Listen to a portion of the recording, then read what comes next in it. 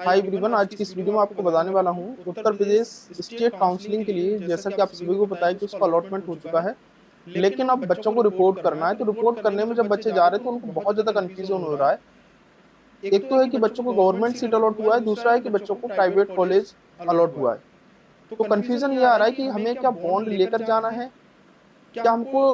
देखो, प्राइवेट वाले बच्चों को तो कंफर्म है कि डीडी बनवाना ही बनवाना है, डिमांड ड्राफ्ट। कंफ्यूजन यहाँ आ रहा है कि कितने का डीडी बनवाना है, और दूसरा कि अगर क्या गवर्नमेंट सीट अलॉट हुई है तो क्या हमको भी डीडी बनवाना है, और बनवाना है तो कितने का बनवाना है। ठीक है।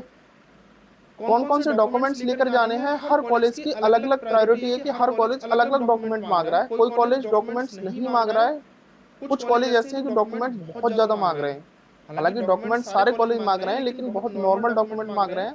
लेकिन कुछ कॉलेज स्टाम्प पेपर पर अपने डॉक्यूमेंट्स को ले रहे हैं। ठीक है। तो पूरा आपको मैं बताने वाला हूँ। ठीक है, और वीडियो में पूरा कंप्लीटली देख लीजिएगा, और चैनल पर पहली बार विजिट कर रहे हो तो चैनल को सब्सक्राइब कर लें। नीट की प्रॉपर अपडेट्स गाइडेंस आपको यहाँ पर मिलती रहेगी। मैं जितने भी पीडीएफ्स और जो कुछ भी ठीक है परफॉर्मा है, सारे मैं अपने टेलीग्राम और व्हाट्सएप ग्रुप पर शेयर कर रहा हूँ। लिंक आपको डिस्क्रिप्शन में मिलेगी, आप जाकर ज्वाइन कर लीजिएगा। देखो, मैंने एक बच्चे का अलॉटमेंट यहाँ पर ओपन किया है। अलॉटमेंट आप देख सकते हो, उत्तर प्रदेश स्टेट का अलॉटमेंट एक बच्चे का आया हुआ है। ये अलॉटमेंट बच्चे का प्रोविजनल अलॉटमेंट लेटर है, आप यहाँ से चेक कर सकते हो। प्रोविजनल अलॉटमेंट लेटर में मैंने थोड़ा सा इसका रेफरेंस नंबर और डिटेल और उसका फोटो वगैरह मैंने थोड़ा सा ब्लर कर दिया है इसको। ठीक है, जिससे सिक्योरिटी पर्पज के लिए। बच्चों को अलॉटमेंट कौन सा मिला है, doctor Ram Manohar Lohia institute of medical science, जो कि लखनऊ में है। ये बच्चों को कॉलेज अलॉट हुआ है। ठीक है, उसकी रैंक के अकॉर्डिंग आपको रिपोर्ट जो करना है 5 सितंबर से पहले आपको रिपोर्ट जाकर के कॉलेज में एडमिशन कर लेना है। यहाँ आपका roll number, all India rank, candidate category, name, father name, allotted category क्या है, यहाँ पर अलॉटेड इंस्टीट्यूट क्या, अलॉटेड कोर्स एमबीबीएस में बच्चे को अलॉटमेंट मिला है। नोडल सेंटर पर बच्चे को जाना है। ठीक है, मतलब आपको देखो, हर बच्चे के, चाहे इसको गवर्नमेंट मिला है चाहे प्राइवेट मिला है, हर बच्चे के अलॉटमेंट लेटर पर उसका नोडल सेंटर लिखा होगा। सिंपल भाषा में अगर हम समझे तो गवर्नमेंट कॉलेज अगर आपको मिला है तो जो गवर्नमेंट मिला है आपको कॉलेज, वही आपका नोडल सेंटर है। प्राइवेट कॉलेज अगर आपको मिला है कोई, तो प्राइवेट कॉलेज में आपका नोडल सेंटर कोई दूसरा हो सकता है। तो आप इस चीज को ना देखें कि यहाँ पर आपको जाना है अलॉटेड में, आपको यहाँ देखना है कि नोडल सेंटर आपका कौन सा है। जो नोडल सेंटर पर नाम दिया वहीं आपको जाना रहेगा। ठीक है। यहाँ पर आपने जो सिक्योरिटी मनी जमा की है, वो सिक्योरिटी मनी आपको यहाँ पर देखने को मिल जाएगी। उसका ट्रांजेक्शन नंबर, बैंक और डेट क्या है, वो सारा कुछ आपको देखने को मिल जाएगा। अच्छा, बात आती है कि डॉक्यूमेंट्स कौन कौन से ले जाने हैं। देखो, इस अलॉटमेंट लेटर पर तो सिंपल से 4-6 डॉक्यूमेंट्स लिखे हुए हैं, वो मैं आपको बता देता हूँ। यहाँ पर लिखा हुआ है कि एक तो आपको नीट का एडमिट कार्ड, नीट का स्कोर कार्ड, नीट ठीक है, हाई स्कूल का, इंटरमीडिएट का, 10th का मार्कशीट विद सर्टिफिकेट आपको लेकर जाने हैं। आइडेंटिटी सर्टिफिकेट के लिए Aadhaar, PAN card, driving licence, passport, और दूसरा आपको 8 से 10 फोटोग्राफ लेकर जाने हैं। सिंपल सा यहाँ पर ये सब कुछ लिखा हुआ है। दूसरा, आपको एक डोमिसाइल सर्टिफिकेट लेकर जाना है, और तीसरा आपका लिखा है कि आपको कैटेगरी सर्टिफिकेट लेकर जाना है। अगर आप रिजर्वेशन कैंडिडेट हैं, like EWS, OBC, SC, ST, PWD, handicap candidate हैं, तो आपको अपने रिजर्वेशन जो सर्टिफिकेट है वो लेकर जाने हैं। इतना सा इसमें लिखा हुआ है, बाकी और कोई भी डॉक्यूमेंट्स नहीं है। अब डॉक्यूमेंट्स इतने तो नहीं जाएंगे, डॉक्यूमेंट्स और जाएंगे। क्या क्या डॉक्यूमेंट्स जाएंगे मैं आपको आगे बता देता हूँ, लेकिन उससे पहले, बताने से पहले मैं आपको यहाँ पर कुछ बताना चाहता हूँ। ऐसे सभी कैंडिडेट जो मेरी पेड काउंसलिंग लेना चाहता है तो मेरी पेड काउंसलिंग ले सकता है। ठीक है। काउंसलिंग के बारे में समझ नहीं आ रहा, राउंड 1 में आपको कॉलेज मिला है कि अपग्रेड करना है कि नहीं करना है, सेकंड राउंड में अपग्रेड करने के बाद कौन से कॉलेज भरने हैं। ठीक है। आप यूपी ही नहीं, ऑल ओवर इंडिया के जितने भी कॉलेज हैं, जितने भी स्टेट हैं, आप सभी स्टेट की काउंसलिंग मैं आपको करा रहा हूँ, ऑल इंडिया की भी काउंसलिंग करा रहा हूँ। ठीक है। फुल गाइडेंस आपको मिलेगी। प्रेफरेंस लिस्ट आपको राउंड वाइज प्रोवाइड की जाएगी, स्टेट ऑल इंडिया दोनों में। आपको मैं मेडिकल की काउंसलिंग, आयुष की काउंसलिंग, वेटनरी की काउंसलिंग, सारी काउंसलिंग मैं आपको कंडक्ट कराऊंगा, डेंटल की भी। डॉक्यूमेंट्स क्या क्या लेकर जाने, काउंसलिंग रजिस्ट्रेशन फॉर्म कैसे भरना है, 24/7 कॉल एंड व्हाट्सएप सर्विस रहेगी, बॉन्ड क्या है, फीस क्या है कॉलेज की। ठीक है, 2499 रुपये आपको फीस पे है। तो बहुत ही नॉमिनल फीस, आप 2499 इस नंबर पर फोन पे, पेटीएम, गूगल पे कर सकते हो। पेमेंट करने के बाद आप इसी नंबर पर मेरे को पेमेंट का स्क्रीनशॉट, नीट का एडमिट का रिजल्ट शेयर कर दीजिएगा, जिससे मुझे पता चल सके। ठीक है। चलिए, मैं आपको आगे दिखा देता हूँ। देखो, बच्चे को कौन सा कॉलेज मिला था, बच्चे को मिला था डॉक्टर राम मनोहर लोहिया। डॉक्टर राम मनोहर लोहिया की जब वेबसाइट पर मैं जाता हूँ तो वहां पर एक इंफॉर्मेशन वाउचर जो है कॉलेज ने रिलीज किया अपनी वेबसाइट पर, और उसमें ये बोला गया कि कौन कौन से डॉक्यूमेंट्स लेकर आने हैं, कितनी फीस हमारे कॉलेज की, सारा कुछ उसमें लिखा है। ठीक है, तो मैं आपको एक सजेशन यहाँ देना चाहूंगा कि अगर आपको कोई सा भी कॉलेज अलॉट हुआ है तो उस कॉलेज की ऑफिशियल वेबसाइट पर जाकर एक बार चेक कर लें क्या उन्होंने अपने एंड से कोई डॉक्यूमेंट्स रिक्वायरमेंट दिए हैं या नहीं दिए हैं।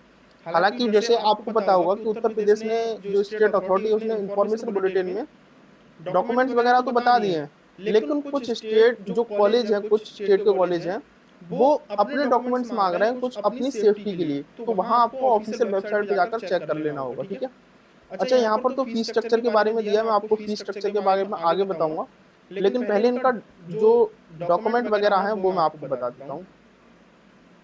डॉक्यूमेंट क्या क्या है आप यहाँ देख सकते हो। At the admission time original documents at the admission time आपको देने हैं। ओरिजिनल एडमिट कार्ड, नीट का स्कोर कार्ड, अलॉटमेंट लेटर जो मैंने अभी आपको दिखाया, अलॉटमेंट लेटर वेबसाइट से डाउनलोड करके आपको ले जाना है। ओरिजिनल वेरिफिकेशन स्लिप आपको लेकर जानी है।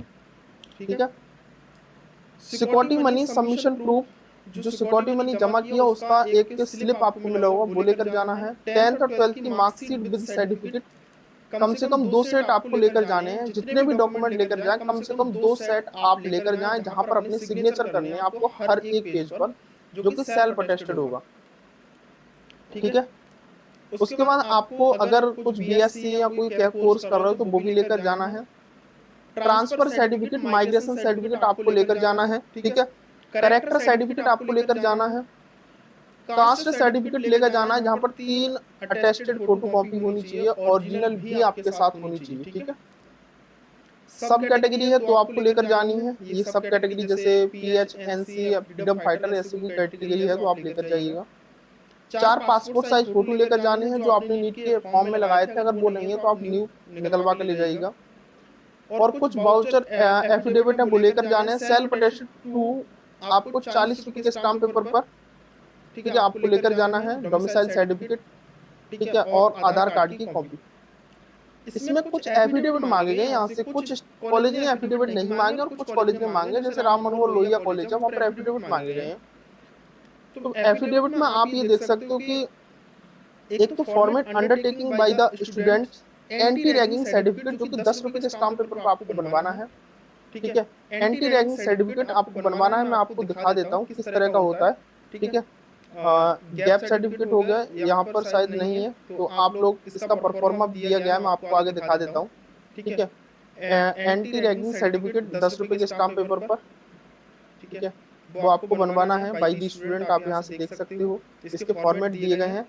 ठीक है, दूसरा आपको format undertaking by the parent and guardians के द्वारा है, एंटी रैगिंग का 10 रुपए के स्टाम्प पेपर पर बनवाना है। एक गैप सर्टिफिकेट आपको बनवाना है, अगर आपका 12th के बाद गैप हुआ है तो आपको गैप सर्टिफिकेट बनवाना है। गैप सर्टिफिकेट इस तरह का होगा, ठीक है, आप ये देख सकते हो, ये एक बच्चे द्वारा बनवाया गया है, तो बच्चे के द्वारा आप यहाँ पर इसको देख सकते हो, गैप सर्टिफिकेट है, इस तरह का बनवाना है। गैप सर्टिफिकेट का परफॉर्मेंस दिया है, मैं आगे वो भी आपको दिखा देता हूँ। एक तो यह है कि format of undertaking address and income, 10 रुपए के स्टाम्प पेपर पर आपके फादर का, पेरेंट्स का इनकम और एड्रेस प्रूफ आपको देना है जाकर के। कास्ट के लिए आपको 10 रुपए के स्टाम्प पेपर पर बनवाना है। ठीक है, रूल एंड रेगुलेशन जो एक सर्टिफिकेट होगा 10 रुपए के स्टाम्प पेपर पर। एग्रीमेंट बॉन्ड एक भरना है आपको एमबीबीएस कोर्स के लिए 100 रुपए के स्टाम्प पेपर पर। ठीक है, देखो यहाँ पर ये format undertaking by the students, ठीक है, 10 रुपए के स्टाम्प पेपर पर आपको सारा प्रिंट करवाकर वहां लिखवाना है। आपका एक ये गार्जियंस का फॉर्मेट का है जो आपको एंटी रैगिंग का वो वाला फॉर्मेट है ये। ठीक है, दूसरा आपका है एक शपथ पत्र, आपका 10 रुपए के स्टाम्प पेपर पर ये पूरा बनेगा, इसको आप लोग ऐसे एज इट इज लिखवा लीजिएगा। ठीक है, दूसरा आपका जो स्टाम्प पेपर है शपथ पत्र पिता, फादर, पेरेंट्स या जो गार्जियंस होते हैं उनके द्वारा बनाया जाएगा ये। ठीक है, एक दूसरा स्टाम्प पेपर आपका बनेगा, शपथ पत्र है पूरा ये बनेगा। ठीक है, दूसरा एक शपथ पत्र यहाँ पर ये है, तो सारे ही आप डॉक्यूमेंट देख सकते हो अपनी कैटेगरी वाइज जो कि आपको बनवाना है। एग्रीमेंट जो कि आप 100 रुपए के स्टाम्प पेपर पर ये बनवाना है।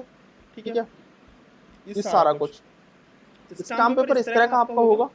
ठीक है, इस तरह के स्टाम्प पेपर पर आपको ये बनवाने हैं और इस तरह के स्टाम्प पेपर बनवाने के बाद आपको कॉलेज में लेकर जाने हैं। ये तो रहा राम मनोहर लोहिया का, लेकिन अगर कुछ बच्चों को कोई और कॉलेज अलॉट हुए हैं तो आप उसकी ऑफिशियल वेबसाइट पर जाकर के चेक कर लें, वहां से अपनी वेबसाइट, हर कॉलेज ने अपनी वेबसाइट पर परफॉर्मा दे रखे हैं। कोई कॉलेज ये एफिडेविट नहीं मांग रहा है, कुछ कॉलेज, लेकिन कुछ कॉलेज हैं वो मांग रहे हैं एफिडेविट। तो जो कॉलेज एफिडेविट मांग रहे हैं वो एफिडेविट आपको लेकर जाने होंगे, इस चीज का ध्यान रखिएगा। अच्छा, दूसरा बात है कि आपको डीडी बनवाना पड़ेगा। देखो यहाँ पर पहले क्या होता था कि कुछ कॉलेज, लास्ट ईयर की बात करें तो वहां पर कुछ कॉलेज क्या करते थे, रुपए ले लेते थे डायरेक्ट अकाउंट में, रुपए ले लेते थे, ठीक है, चेक के थ्रू रुपए ले लेते थे। लेकिन अब ऐसा नहीं है, यहाँ पर साफ साफ लिखा है कि only through the online mode using the barcode scanner के थ्रू आप finance personal of the institute पर कर सकते हो, या आपको डिमांड ड्राफ्ट लेकर आना होगा, जो कि director doctor Ram Manohar Lohia institute of medical science इस पेबल पर आपको एक डीडी बनवाना होगा। डीडी कितने का बनवाना होगा? डीडी आपको पूरी फीस का बनवाना होगा, ठीक है। जैसे राम मनोहर लोहिया का कहना है कि जितनी टोटल फीस है वो टोटल फीस का आपको डीडी बनवा कर लाना होगा। अब राम मनोहर लोहिया ने ये टोटल फीस दे रखी है कि भाई हमारे कॉलेज की जनरल ईडब्ल्यूएस वाले को 49,700 रुपए है, SC ST OBC के लिए 40,700 रुपए। तो पूरी फीस का डीडी आपको बनवाना है, ना 1 रुपए कम ना 1 रुपए ज्यादा। अगर कम ज्यादा होगा तो वो एक्सेप्ट नहीं करेंगे, आपको डीडी लेकर जाना होगा, ठीक है। हॉस्टल फीस वगैरह इसमें दे रखी है उन्होंने, तो डीडी लेकर जाना होगा। और दूसरा क्या है कि अगर आपको कोई प्राइवेट कॉलेज अलॉट हुआ है तब तो आपको डीडी लेकर जाना ही जाना होगा। अच्छा, बात आती है कि ये तो राम मनोहर लोहिया का है, तो आपको अब क्या करना है, आपको जो भी कॉलेज मिला है, लाइक कोई गवर्नमेंट कॉलेज मिला है, ऑटोनोमस कॉलेज मिला है, तो वहां पर आप उसकी ऑफिशियल वेबसाइट पे जाकर के ये चेक कर लें कि वहां पर वो डिमांड ड्राफ्ट मांग रहे हैं या फिर नहीं मांग रहे हैं, ठीक है। अगर किसी कॉलेज में आप डीडी लेकर चले जाते हो तो कोई दिक्कत नहीं है, आपका वहां जमा हो जाएगा वो, ठीक है। दूसरा क्या आपको अपग्रेड करना है या फिर नहीं करना है? अपग्रेड करने के लिए आप कॉलेज जाएंगे एडमिशन के लिए, तो वहां अपग्रेड के लिए आप बोल सकते हैं, अपग्रेड आपका हो जाएगा, ठीक है। अपग्रेड अगर आप करते हैं तो आप कोई बॉन्ड ना देकर आए, कोई हॉस्टल फीस जमा करके ना आए, आपसे बोला जाएगा लेकिन आप वहां पर जमा मत कीजिएगा, नहीं तो आपका बाद में प्रॉब्लम हो जाएगा, वो आपको रुपए वापस होने में बहुत प्रॉब्लम होती है। अगर आपको अपग्रेड करना है, अगर आपको लग रहा है कि मुझे यही कॉलेज में एडमिशन लेना है जिसमें अलॉट हुआ, मुझे अपग्रेड कुछ नहीं करना है, तो आप हॉस्टल फीस वगैरह बॉन्ड वगैरह अपना भरवाइएगा, ठीक है। आप बॉन्ड की जो फीस है वो अपने साथ लेकर जाएं, वहां पर जैसा बोले आप बॉन्ड उस तरह से भर दीजिएगा, ठीक है। तो ये सारी इन्फॉर्मेशन थी। बाकी का आपको कुछ भी पूछना रह गया हो तो आप मेरे कमेंट में पूछ सकते हो, या फिर आप मेरी जो नंबर शो रहा है इस नंबर पर व्हाट्सएप पर मैसेज करके आप मेरे को पूछ सकते हो। कॉल ना करें, कॉल बहुत ज्यादा बच्चों के आते हैं, आप मेरे को व्हाट्सएप कर दिया करें। और जिन बच्चों को मेरी पेड काउंसलिंग लेनी है तो मेरी पेड काउंसलिंग ले सकता है इस नंबर पर, और मेरी पेड काउंसलिंग के लिए आप इस नंबर पर पेमेंट कर सकते हो। पूरी काउंसलिंग मैं आपको कराऊंगा, बाकी जो इन्फॉर्मेशन होगी मैं आपको अपडेट करता रहूंगा। चैनल को सब्सक्राइब कर लें।